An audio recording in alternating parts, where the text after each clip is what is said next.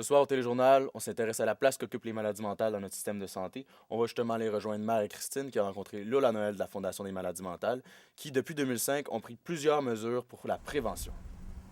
Aujourd'hui, je m'avais rencontré Lola Noël de la Fondation des maladies mentales et ça va démystifier ce qu'est une maladie mentale. Bonjour Madame Noël, est-ce que vous pouvez me dire un peu quel est l'objectif de la Fondation des maladies mentales? Alors, la Fondation des maladies mentales a été créée en 1980 par le docteur Yves Lamontagne. Sa mission première, c'est vraiment la prévention des maladies mentales et la diminution de la souffrance chez les personnes atteintes et chez leurs proches. Est-ce qu'il y a autant d'argent investi au niveau des maladies mentales qu'une maladie, par exemple, qui est physique? Dans l'ensemble des maladies, c'est évident que les maladies mentales sont le parent pauvre du système de santé. Cependant, on note des améliorations, entre autres au niveau provincial. Depuis 2005, le gouvernement du Québec a déposé un plan d'action en santé mentale qui change énormément la façon de procéder au niveau du traitement des maladies mentales et du fait même investit des nouveaux argents dans le système. C'est la même chose au niveau fédéral. Il y a 2 ans, le gouvernement fédéral a mis sur pied une commission afin d'étudier quelles sont les meilleures pratiques en santé mentale. Suite à ça, il y a un organisme qui a été mis sur pied qui tend à justement repérer ces meilleures pratiques-là et en faire la diffusion auprès des personnes responsables des soins de santé.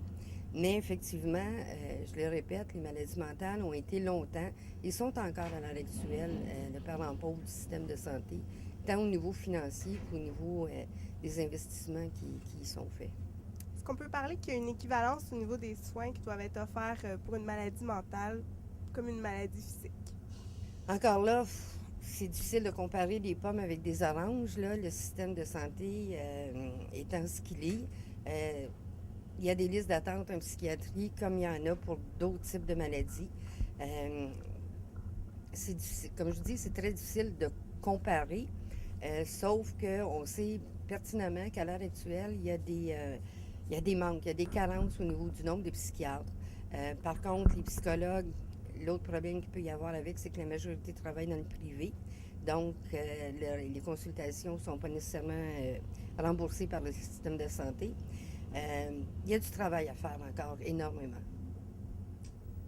Est-ce que vous pouvez me dire exactement qu'est-ce que c'est une maladie mentale?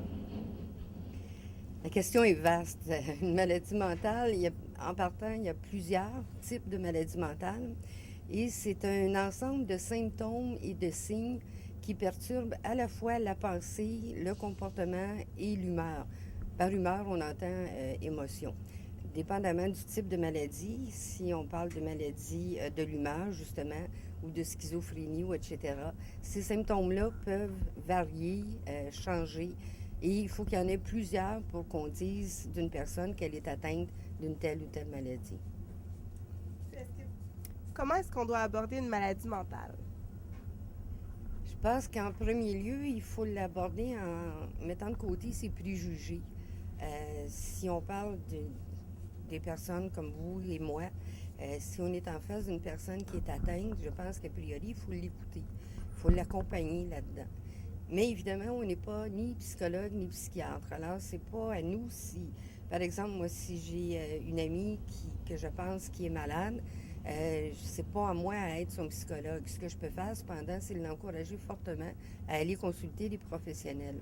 Et je pense que quand on a des doutes sur sa santé mentale, peu importe le type de maladie que ça peut être, que ce soit un burn-out, dépression, peu importe, je pense que la première chose à faire, c'est de se renseigner, de s'informer sur ce que c'est.